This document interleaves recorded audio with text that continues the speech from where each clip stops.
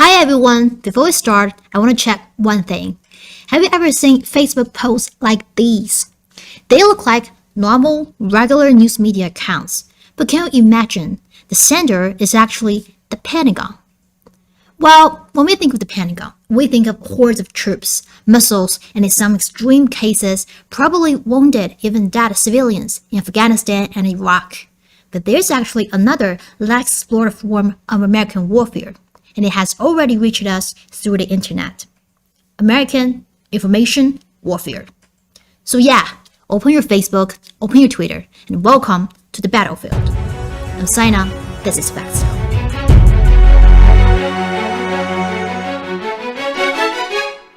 Today's story is really about how America uses social networks to secretly manipulate people overseas. Of course, although this is a war between the Pentagon and the people online, we, however, can be a match for the Pentagon on Facebook and Twitter. The one thing we can rely on is actually the regulation of those social platforms. According to a report published on August 24th, researchers found that Facebook, Instagram, WhatsApp, and Twitter took down an influence campaign from their platforms that targeted overseas users to promote U.S. foreign policy interests, including many accounts and posts. And this is the first time ever that these platforms have removed such pro-American narratives. They then provided these accounts and related activity data to the Stanford Internet Observatory and a research company Graphica for further analysis. And when I downloaded this 57-page report one afternoon and started reading it, I was left speechless. It turns out that the US government has been deliberately brainwashing people overseas through the internet. When the researchers crunched data, they found that these accounts fell into two sets. One was linked to a US government messaging campaign called Trans-Regional Web Initiative, which we'll talk about later. And the origin and operation mode of another set of accounts is full of mystery. While the report does not name anyone, the Pentagon reportedly launched an internal investigation when the report was released, which has exposed its connection with these accounts, as the Washington Post sources confirmed. Now, after data processing by researchers, the Pentagon's mission and tactics for American information warfare gradually became clear. First, who's the target? Well, based on data obtained so far, the audiences of the exposed accounts fell into four main categories: Iran, Afghanistan, other Central Asian countries, and other Middle Eastern countries, such as Iraq, Syria, Lebanon, and Yemen. But again, let me emphasize that this is an analysis based on data that has come to light so far. It doesn't mean that a U.S. information warfare solely targets these audiences. So here comes the second question. How did it work?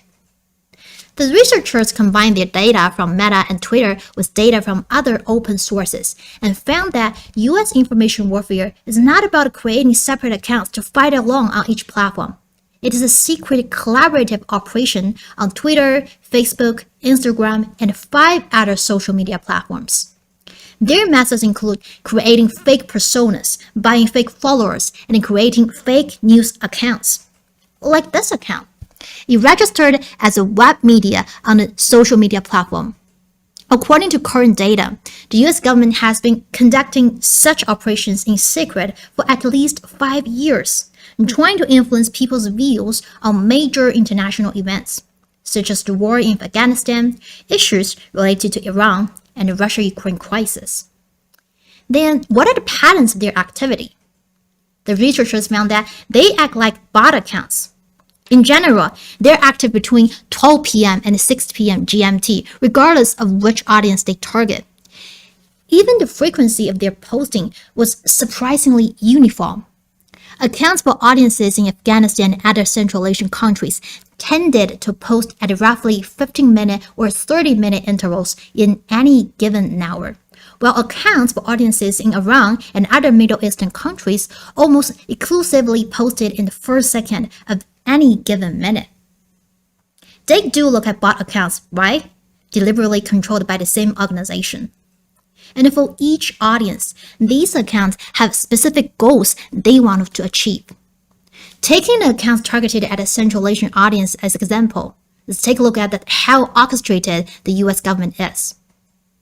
According to available data, 12 Twitter accounts, 10 Facebook pages, 15 Facebook profiles, and 10 Instagram accounts were created to brainwash the Central Asian audience. There were also accounts linked on Telegram, YouTube, Russian social platforms such as Wiki and Odonoklasniki. And please note that account content was almost entirely in Russian, suggesting that they were targeting Russian-speaking Central Asians. And the goal was to advocate American aid to Central Asia and criticize Russia. All of these accounts were created between June 2020 and March 2022. Some of them acted like news outlets to distribute information, while others were fake personas, using fake opinions to spread messages. Oh yes, and here's one of the weirdest things I saw in this report. One of the fake accounts borrowed a photo of a Puerto Rican actor, Valeria Menendez, as its profile photo.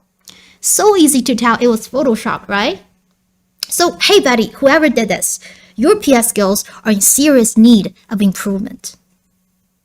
After observing the account activity, the researchers found that these accounts often shared the same information, such as posting almost identical images within days of each other.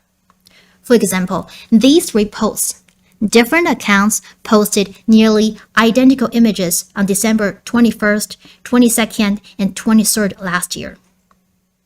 And their sources are often connected with the US military. One of the sources often cited by these accounts used to be Central News Online, which was sponsored by US Central Command and part of the Pentagon's Trans-Regional Web Initiative, as we mentioned before.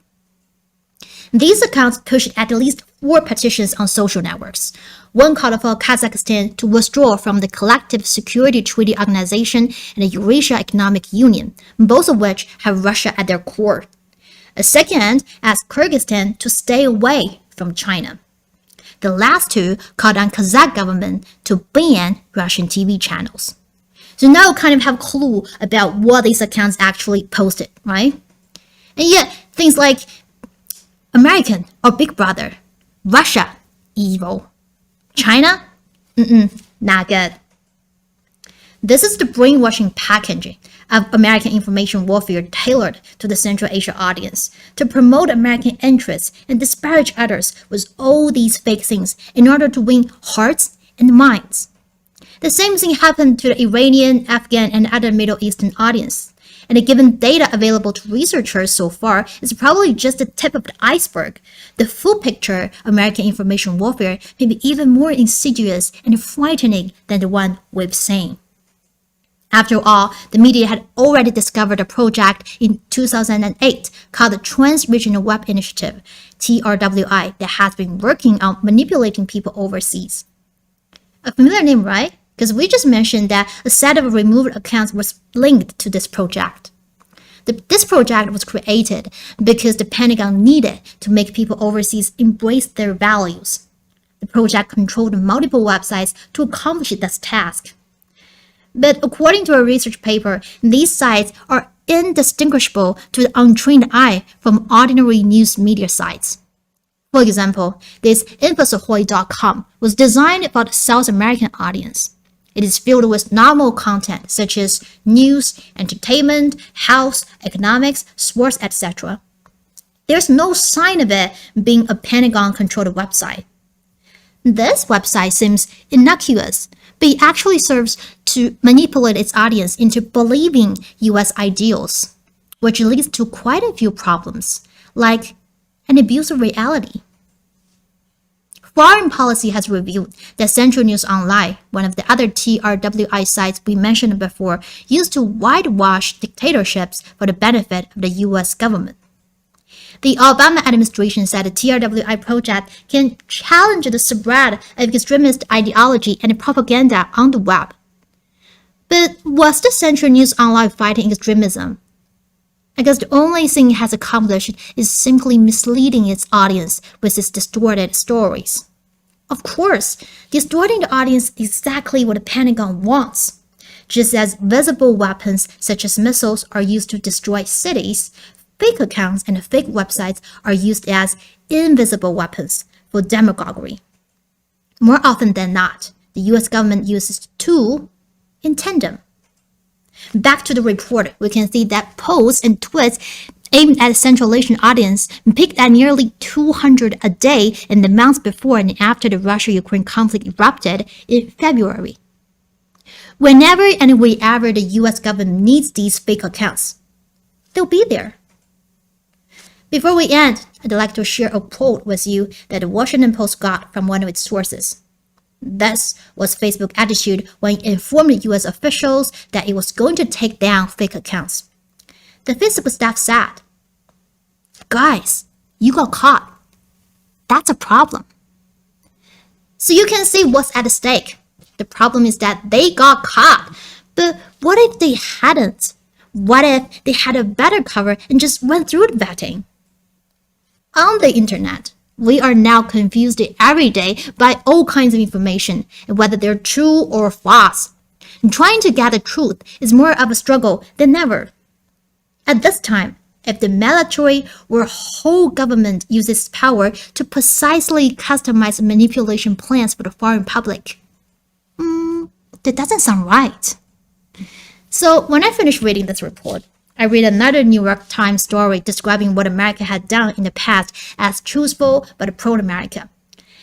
But I had to disagree. Pro-America? Yes. Truthful? Not exactly. Alright, this is for today. Thanks for watching.